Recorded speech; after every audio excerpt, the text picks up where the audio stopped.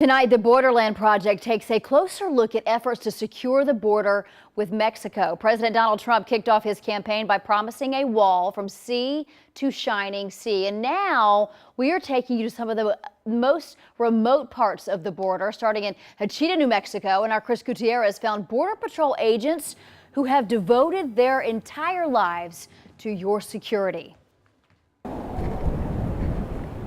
Much of the U.S.-Mexico border looks like this. Vast, wide-open country where dust storms outnumber people. Welcome to rural New Mexico, inhospitable land that Border Patrol agents call home. This permanent outpost, called a forward operating base, is where border agents live for 8 days at a time. It's having the means and the ways of putting your resources closer to the border.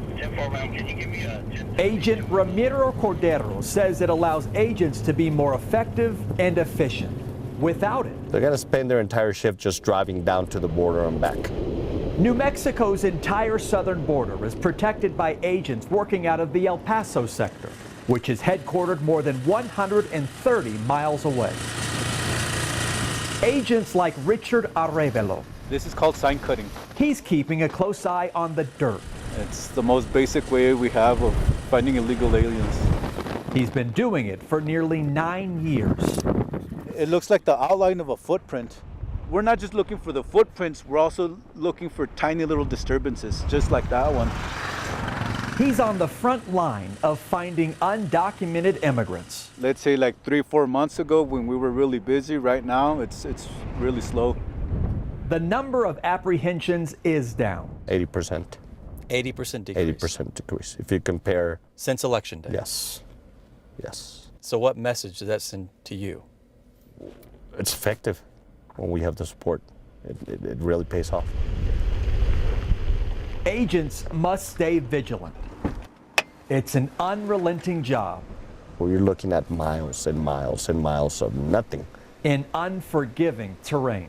What's the likelihood, do you think right now, that there's somebody out there waiting to get in? There is somebody out there trying to get in.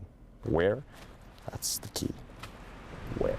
Along this stretch of the border, this is the barrier that separates the U.S. from Mexico. Is it the best? No, it's never the best. But it does its job. I mean, it prevents vehicles from coming across. The Border Patrol also has thousands of sensors buried underground. And they leverage other technology too. This vehicle is called the MSC, short for Mobile Surveillance Capability. It's an infrared camera that picks up heat signatures. I can go further in there and verify what it is, what kind of, if it's a person or an animal or a vehicle, and put either our ATV units or our ground agents very close to the area where they can actually do a little bit of sign cutting and effect the arrest. But despite all these tools, people are still getting in. Oh yeah. Does that keep you up at night? Yes, it does. But I tell you what, I do feel safe in my community. And agents will continue to call this place home. So people who live hundreds of miles away will feel safe too. Well, we understand that we can't keep everybody out. The word's getting out. You know, you violate the law and there's going to be a consequence for it. At Camp Ramsey, Chris Gutierrez, NBC5. And over the coming weeks and months, we will bring you many more stories from the border. And we're combining our resources with our partners at Telemundo 39 and the Dallas Morning News. For the Borderland Project, we hope you'll join us as we take a closer look at one of the biggest issues facing the state of Texas and the nation. Year after year, the Rio Grande Valley is one of the busiest border sectors in the U.S. In 2014, Border Patrol agents in McAllen caught more than 250,000 people trying to sneak into the U.S. illegally. And while the numbers appear to be going down, the work to secure our southern border is just ramping up. We have partnered with the Dallas Morning News for a series of reports we are calling the Borderland Project. Here's our Chris Gutierrez.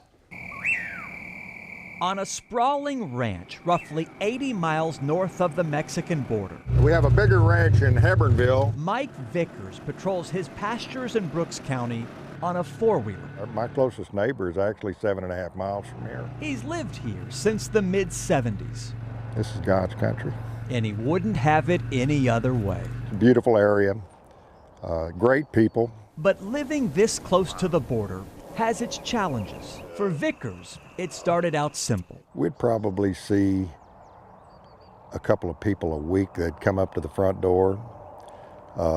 Very, very courteous Mexican peasants looking for a job. But that, he says, evolved into bigger groups of undocumented immigrants. The disposition of the group started changing.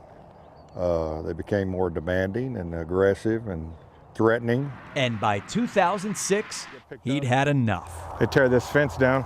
Vickers launched the Texas Border Volunteers. Depending how far they're coming from, this is all the trash they leave. A group of nearly 300 men and women. When you get there, you will be the experts on the scene.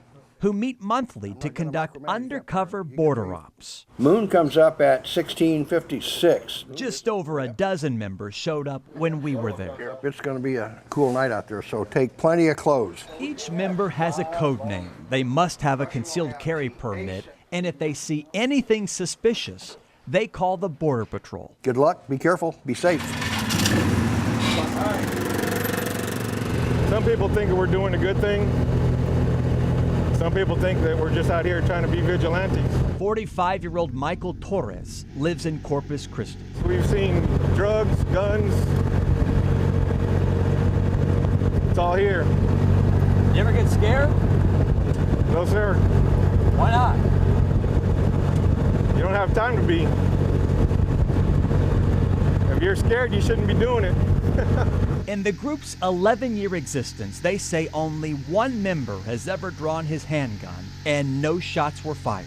Unlike other groups with a similar mission, the Texas Border Volunteers aren't allowed to carry long rifles, and they're recognized by multiple law enforcement agencies across South Texas as an extra set of eyes and ears to help the Border Patrol stop undocumented immigrants.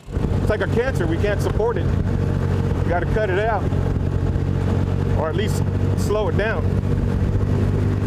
You think you guys are doing that? I would like to think so. It can get very dangerous. You know, we have agents get attacked quite often. Chris Cabrera is a spokesman for the National Border Patrol Council. He says human smugglers are often connected to the drug cartels, and he calls this group of volunteers very helpful. And they're not out there to do anybody harm or to take the law in their own hands. They're out there just to kind of observe and report it to the authorities and let the authorities come in and do the job. I like to think of us as being like a neighborhood watch. We spent 2 nights monitoring a 35,000-acre ranch with Tom Kyle. He's 77 years old, retired from the Navy, and lives in North Texas. People will see this story, hear your guys' operation, learn about what you guys are doing, and people will say, you guys are crazy. Well, they may be right. Why do you do it? I do it because I think that we need to enforce the laws. Using infrared cameras and thermal imaging, we sat under a tree and waited for more than 5 hours. We never saw anything, but in a previous border op, less than a mile from our location, another member shot this video. It's a group of 60-plus people hiding under the brush. They managed to bypass multiple Border Patrol checkpoints, but they didn't elude the Texas Border Volunteers. Since our inception about 11 years ago, we've reported a little over 2,200, and Border Patrol has apprehended a little over 1,700 of those. They have dozens of pictures to prove it, but in recent months, the numbers appear to be slowing. In January, McAllen had a little under 10,000 apprehensions. February, cut that more than half, just about 4,000. In March, we were under 2,000. And he credits We're going to build that wall. the Trump administration. We're going to build that wall. One thing we haven't had in the past 8-10 years is a political will to enforce our borders. Right now, it seems like we have that political will. These are big, big ranches with a lot of cover. And for Vickers, it's home, a place worth protecting. I've got some friends that have been threatened by the cartels that have big ranches in Brooks County, and they've left. But a lot of us are staying, and we're not leaving. And we're going to continue this fight until that border is secure. We're optimistic. We think someday that maybe it will be secure. Our Borderland coverage continues tomorrow, and you can find all of our coverage online at NBCDFW.com. Tonight, the Borderland Project is focusing on the vast expanse of the Rio Grande. Texas DPS uses 13 boats to cruise the waters of the Rio Grande, and the task is not only daunting, some stretches actually flow through large lakes like Lake Amistad. NBC5's Maria Guerrero recently traveled to Del Rio, where locals and officials are considering the unique obstacles that could come with a border wall in the community that shares a lake and a love of bass fishing with the nation next door. Del Rio, Texas, 152 miles west of San Antonio, home to Laughlin Air Force Base, and Lake Amistad, friendship in Spanish. If you're heading to the reservoir, chances are you'll find a friend in Jim Criswell. It's that time of year. At Amistad Marine. Yeah, I've already put one of these in before 8 o'clock. And while he's quick to fix a troubled boat engine, what doesn't come as easy is trying to figure out where a border wall would go. I don't know. I'm just not in the know, not smart enough to really have an opinion. Especially because the heart of this area belongs to both nations. Ready? Beautiful day. We have bass, we have stripers, white bass, catfish. Raul Cordero has been fishing Amistad for more than 3 decades. This lake is known for its wind and its clear water. As you can see, we got boats today. He took us to Amistad Dam, serving as an international barrier. So if you cross to the other side of that, left side of that blue marker, that's Mexico right there. Cordero, a fishing guide, often takes clients across the border to the Mexican state of Coahuila. The past 2.5, 3 years have been really, really quiet. Cordero gives credit to Mexican police and military forces in neighboring Acuña for stepping up their presence and restoring peace of mind. The story here, far different from the continued violence reported along Falcon Lake. Those stories took a toll for a time. Did people stop coming here? Yes, they did. You know, they were scared. You know, they think, of course, when they hear about a border lake, you know, they think every border lake or every border town has this problem, and it's not the case. Texas game wardens on patrol agree. The biggest problem is just illegal fishing activity. Captain Marco Alviso says a good relationship with Mexico. It's crucial. The intel that they have and the intel that Border Patrol and all the federal agencies that are on this side have. All helping combat crime, especially because boundaries here are often impossible to see. Buoy number 11, it actually shrinks down to where the boundary is probably less than 50 yards from Texas. The shore is rocky desert terrain, prompting many to question whether a border wall through or near the lake is even possible. It actually wouldn't really make sense in this whole county or even in the west of here because there's too many canyons, too much rough country, too many areas where there's big flooding. Alviso suggests adding extra border security personnel or better technology instead. Me personally, I think it would really help us. While Cordero favors a wall to replace existing fence on land in Del Rio, It's pretty tough terrain. Criswell feels it's economically impossible. Because it's, like I say, it's a little far-fetched. And won't stop undocumented migrants from coming. So much so, he jokingly told us he might have to update what all he sells in his store. Maybe get into the ladder business. I don't know. They say, you know, fishing involves a lot of luck. More luck than skill. You know, I believe it, you know, but it helps, you know, being on the water, time on the water is everything. At a time when uncertainty runs as deep as these waters, My favorite part about this lake, I guess, would be, you know, just the peace and quiet we have out here. many worry this view will change. But for now, two countries are linked by friendship. Securing the Texas-Mexico border is costing Texas taxpayers millions of dollars each year. The state legislature told the Texas Department of Public Safety to put a plan in place. And tonight, we take a closer look at how that money's being used. It is part of our ongoing series called the Borderland Project. Here's NBC5 anchor Chris Gutierrez. The Rio Grande separates Texas from Mexico. It's a 1,200-mile-long river across our southern border. And for law enforcement, it's their first line of defense. The Texas doctrine is you don't secure the border from Austin. You don't do it 62 miles off. You secure it at the river. And you get right in the cartel's face. The cartels use the river to sneak people and drugs across. And there's nothing that crosses that river, whether it's cocaine, heroin, methamphetamine, heroin, or people that isn't treated like a commodity. Okay, we got rafts in the water, a bunch of people on the This is a splashdown. People running from authorities crash into the river to try and get away. On the south side, rafts in the water, rafts in the water. In this case, boats were waiting. This thing is loaded. Yep. And quickly swooped in to help unload bundles of drugs and rush them back into Mexico. This happened within miles of this spot.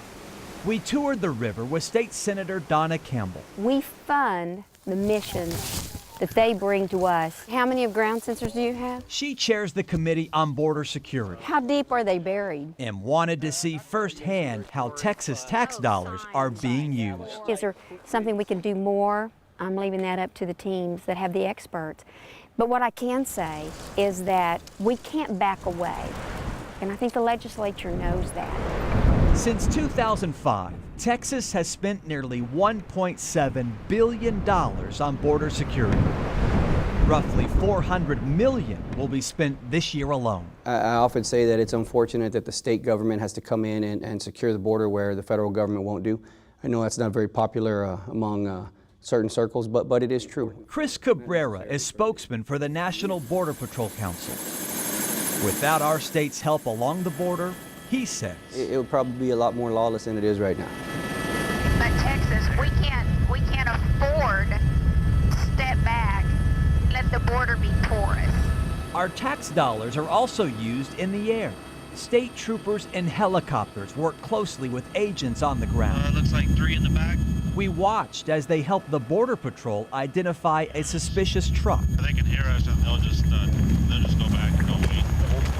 Back on the ground, the state has thousands of cameras hidden in the trees. So it's right there. I mean, they captured these images as we walked along a known smuggling route. It helps them focus their resources once a problem is detected, instead of wasting manpower wandering through the brush. This will give you an idea of the type of terrain out here that our state troopers and the Border Patrol are constantly against. It's hot out here and the brush is very, very thick. There's none of the Border Patrol agents, Texas State Troopers, Texas Rangers, special agents, police officers in Texas to secure the Texas-Mexico border without leveraging technology. And officials say it's working. Since January, apprehensions along the border are down 70%. Nothing changed in Central America, nothing changed in Mexico. But here in the U.S., and we're allowing we have a new president. Thousands and thousands of people to come into our country from countries that are terrorist countries. With a strong stance on illegal immigration. And Texas lawmakers willing to help fund the fight. It's very evident the funds are not wasted. They're being used efficiently. Chris Gutierrez. As we secure Texas, we are securing America. NBC5. Our partners at the Dallas Morning News created a special interactive feature for our Borderland Project. You can explore the border as it cuts across New Mexico and Texas. Read stories and watch coverage of border issues along the way. To find it, just go to dallasnews.com/Borderland Project, Borderland-Project.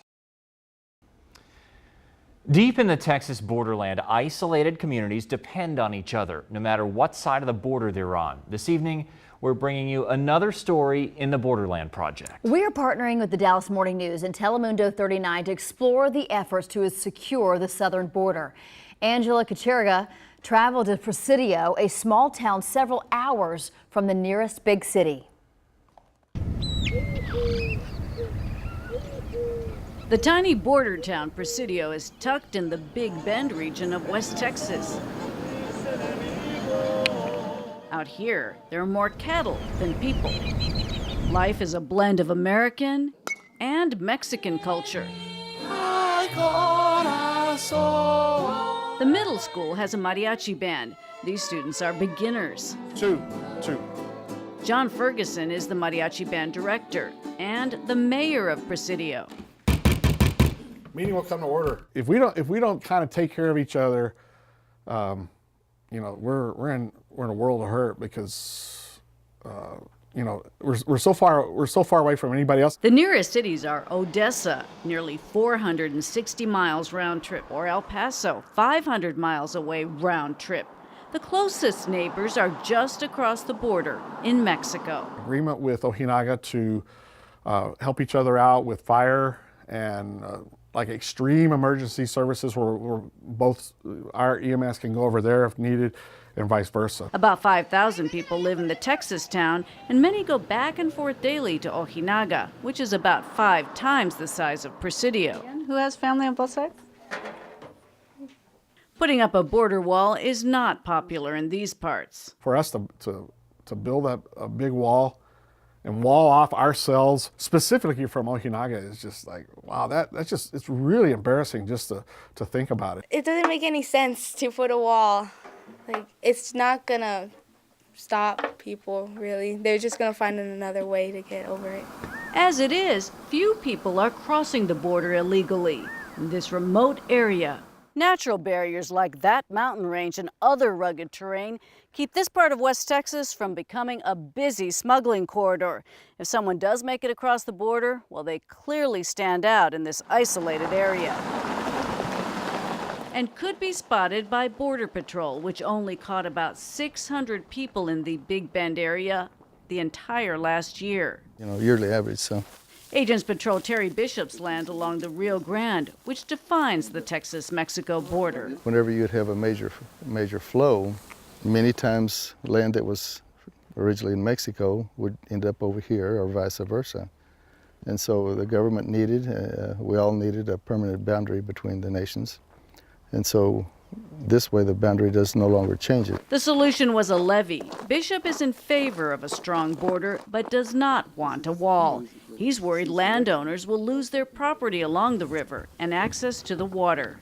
Much of the borderland in Texas is privately owned. There's no reason that they can't make an effort to take the landowners' concerns into consideration.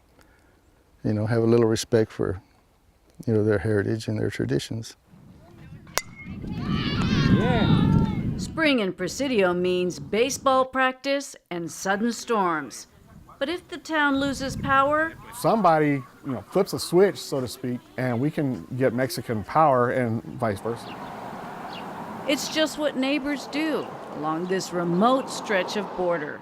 For NBC5 in Presidio, I'm Angela Kocherga with the Dallas Morning News.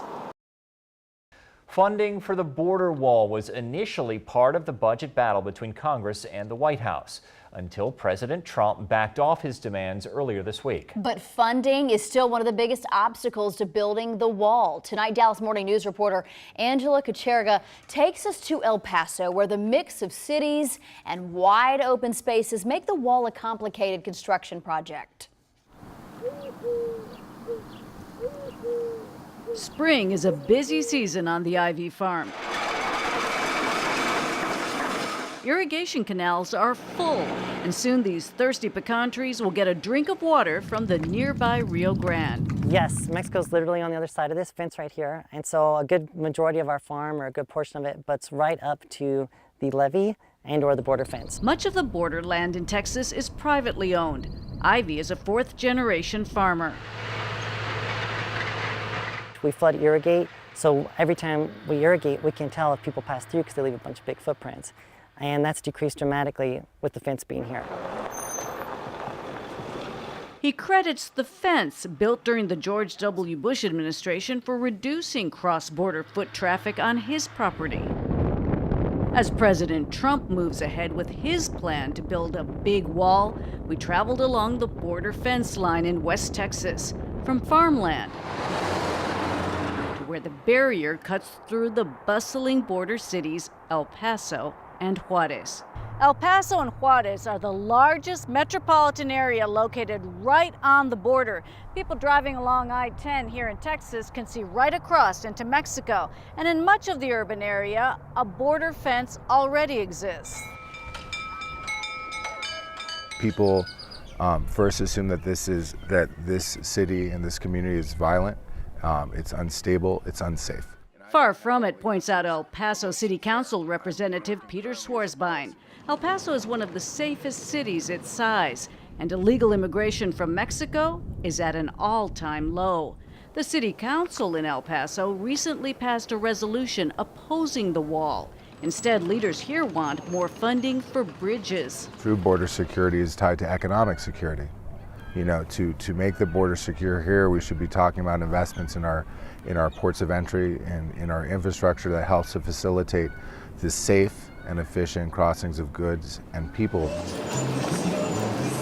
People living on the border share more than geography. They have economic, cultural, and family ties on both sides in both sister cities. Estefania Galvan, like thousands of Juarez residents, comes across this international bridge to visit relatives and shop in El Paso every week. She says the plan to build a big border wall makes her think twice about spending her hard-earned money on the Texas side. Other Mexicans echo that sentiment. Even those in favor of a border barrier wonder if a wall is the best solution. The gaps are with this type of fencing, it's been effective. Why not just fill it in with this? You know, I guess the bureaucrats at DC can figure out how much of our taxpayer money they want to spend, but the cost will run into the billions of dollars, and will have to include money to acquire private land on the border where the fence does not exist. It just ends. So you have a large gap here of about, I believe, approximately 8 miles. And needless to say, where there's a gap, there's going to be more traffic through. Filling in the gaps, it's about more than fulfilling a presidential campaign promise for millions who now live in the shadow of the border fence. For NBC5 in El Paso, I'm Angela Kocherga with the Dallas Morning News. In El Paso, 9 companies placed bids to build the new border wall, but none want to comment, especially to us on camera. Some have experienced a backlash from border residents.